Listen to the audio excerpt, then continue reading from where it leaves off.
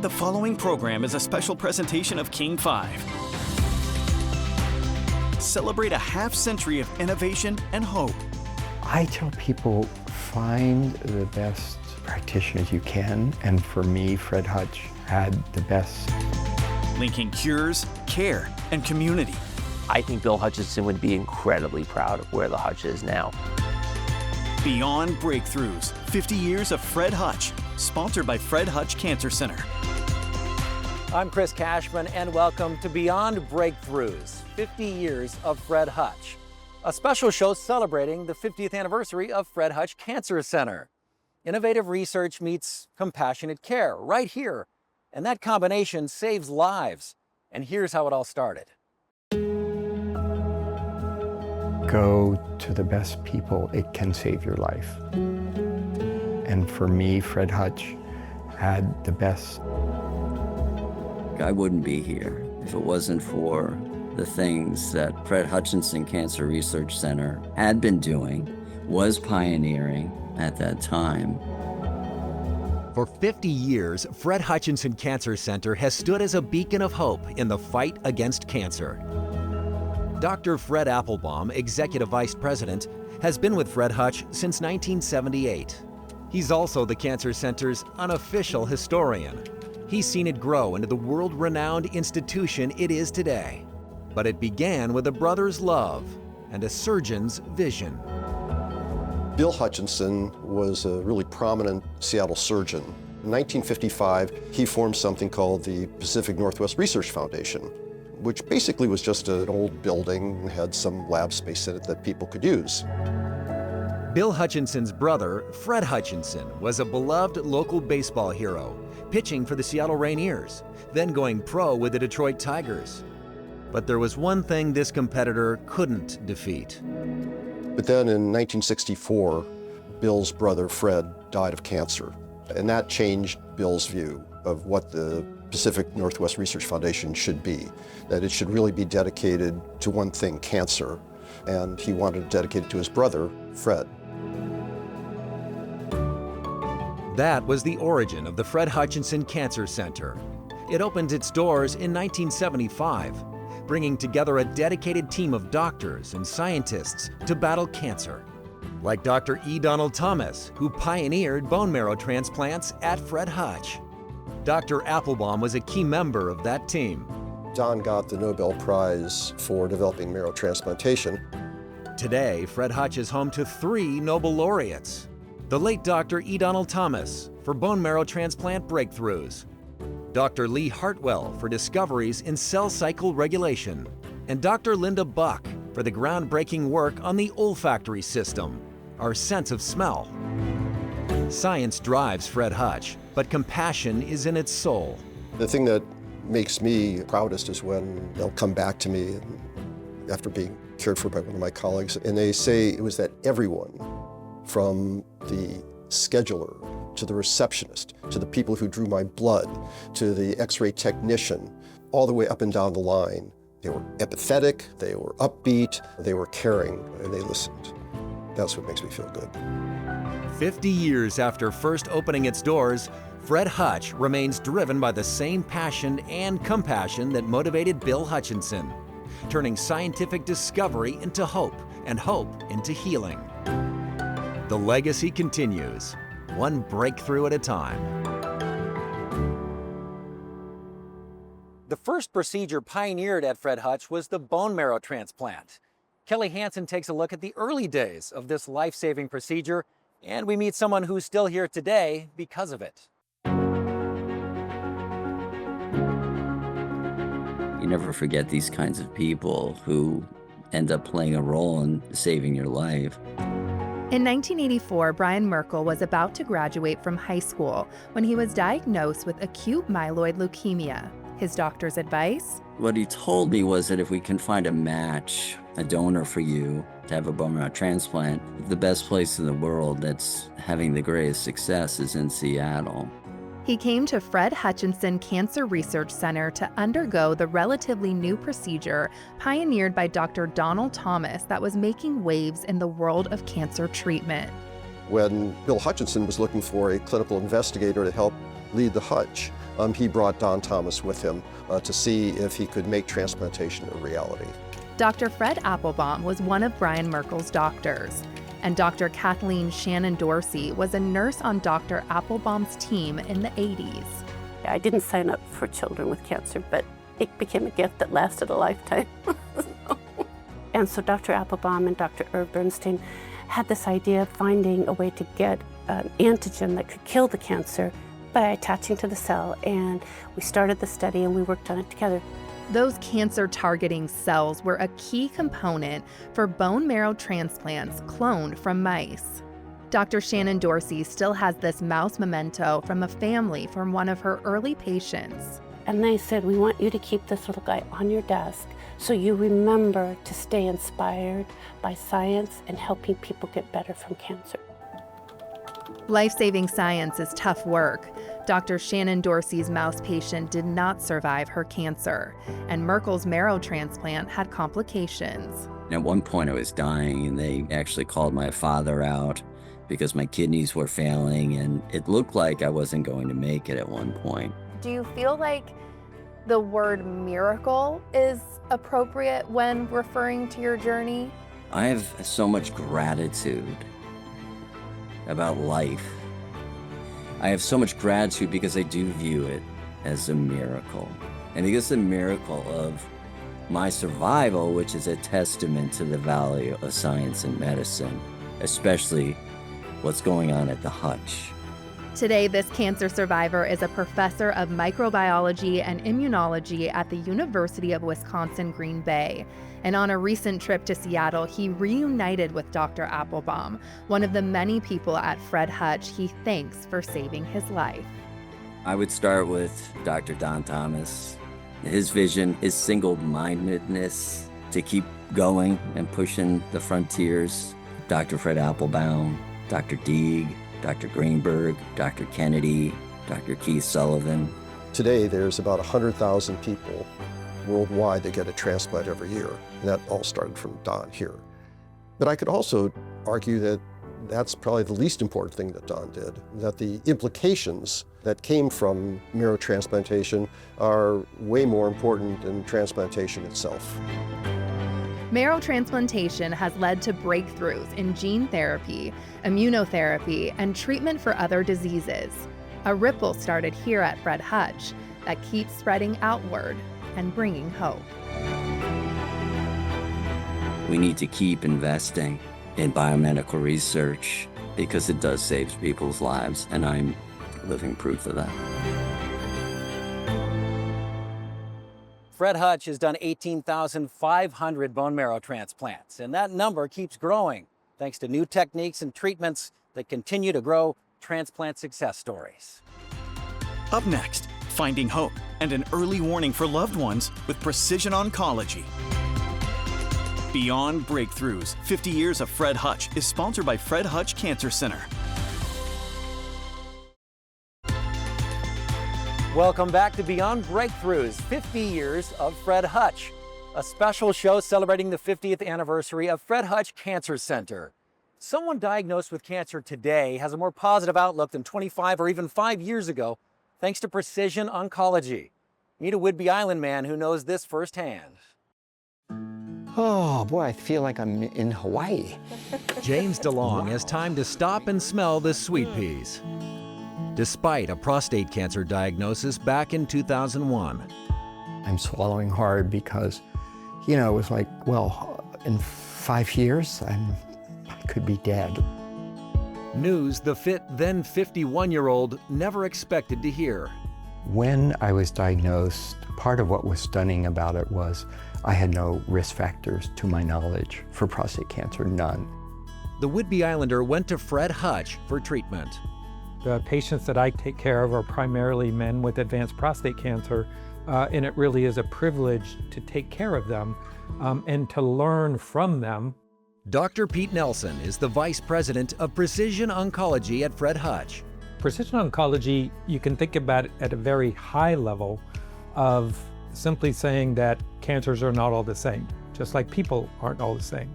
And if you really understand the differences, you can provide or allocate treatments that are much more precise, much more individualized.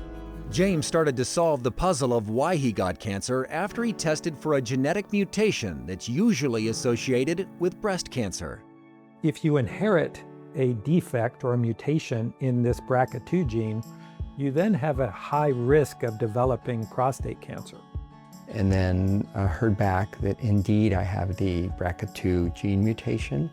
The missing puzzle piece explaining James's prostate cancer and other early cancers in his family. She had breast cancer when she was about 50. My mom, Libby, breast cancer when she was around 50. So we don't know which side of the family that gene came from. The discovery gave James and his wife Janet a hard job, telling their two daughters they may have also inherited the gene that increases their cancer risk.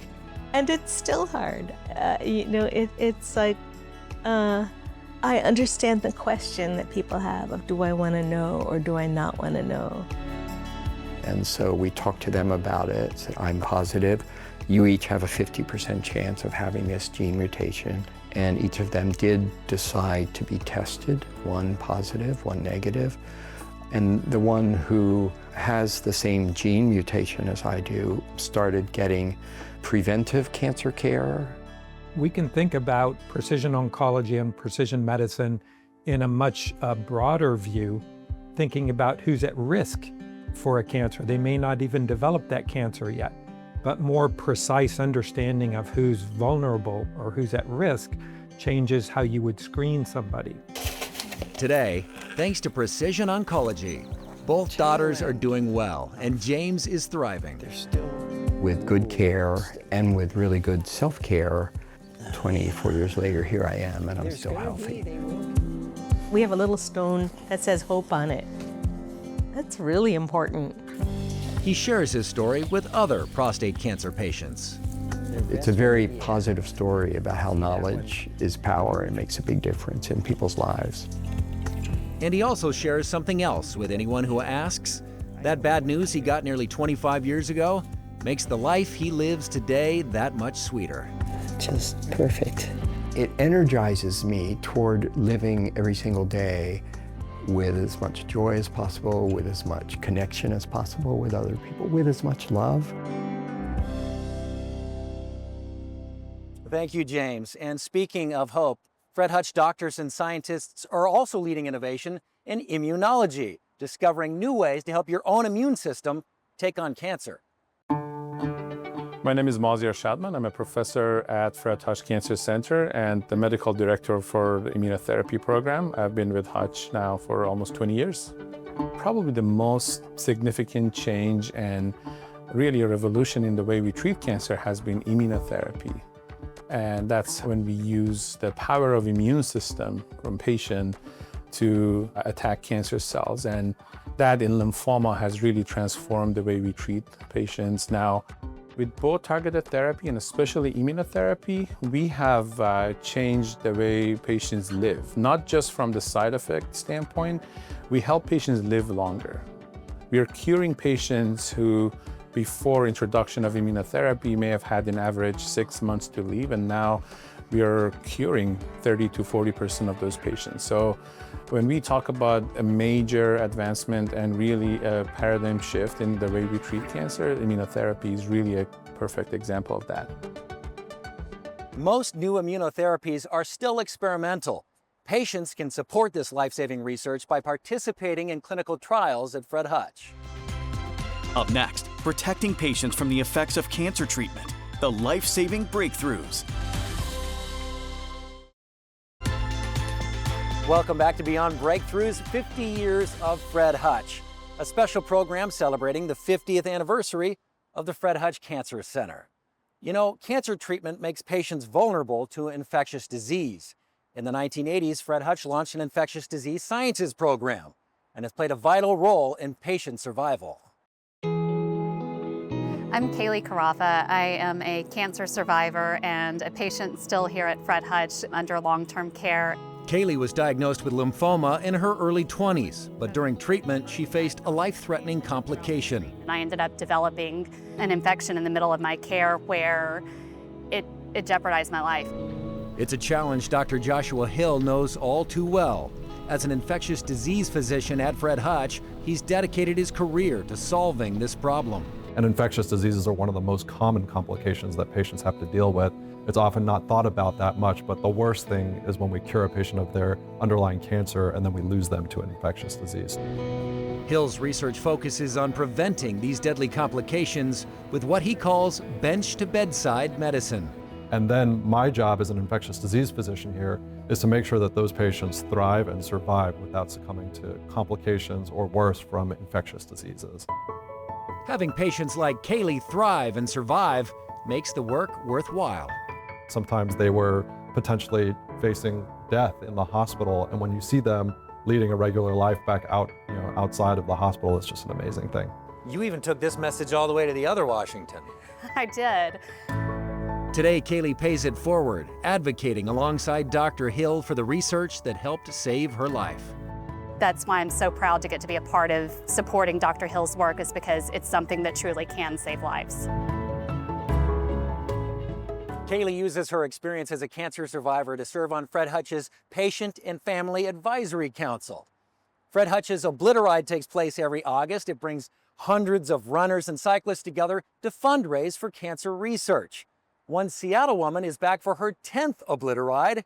Here's Kelly Hansen with her reason why.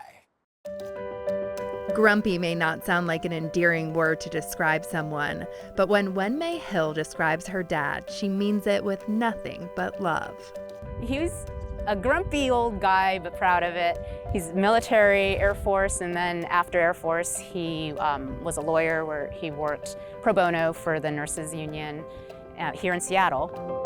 But in 2007, her family received devastating news when her father was diagnosed with multiple myeloma. It's kind of an invasive all-body cancer. There's no cure for it. At the time, he was told he had about, I think they said 9 months. He did a ton of different treatment options. But like I said earlier, he was a stubborn man and he lived for 8 years. To help other families dealing with cancer, she signed up for Fred Hutch Cancer Center's annual fundraiser, Obliteride.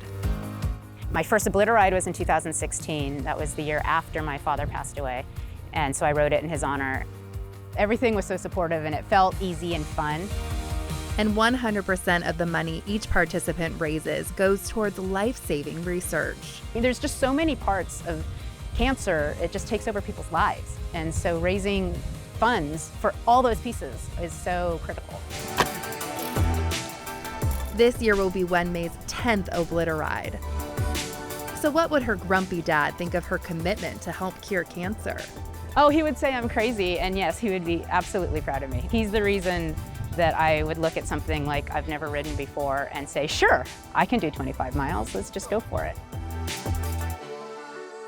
If you've never been a part of Obliteride before, I can't recommend it enough. It is a powerful thing to be a part of. And so far, Obliteriders have raised more than $58 million for groundbreaking cancer research. You want to join us? Go to obliteride.org, register. You'll be glad you did. Coming up, Fred Hutch looks toward the future. Welcome back to Beyond Breakthroughs, 50 years of Fred Hutch, a special celebrating the 50th anniversary of Fred Hutch Cancer Center. Ever since the beginning, Fred Hutch has had an eye toward the future. The story of Fred Hutch's future is a story of science. So the science is what made the Hutch, and the ability to translate that science to patients is what's just been the whole story of this place. It's a story of hope. We are beginning to see very aggressive forms of cancer that are now 100% curable because of the new research in targeted and precision oncology. It's a time for extraordinary hope. So I hope that one of the things that we're able to do is continue some of the progress we've made as a society by broadening and increasing the number of Americans who have health care insurance to help them get through their disease.